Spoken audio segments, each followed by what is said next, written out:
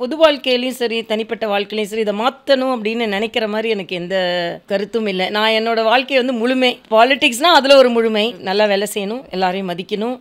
ஏதாவது தப்பு இருந்தா உடனே எடுத்து சொல்லணும். நாம வந்து மக்களுக்கான சேவை செய்யணும். அதுக்கான ஒரு நல்ல அங்கீகாரத்தோட இருக்கணும் அப்படின்னு. வீட்ல வந்து நான் என்னையே ஒரு மாரி என்னையே உருவாக்கி கொண்ட ஒரு நபர். அதாவது வந்து வீட்லனா நம்ம இப்படி தான் இருக்கணும்.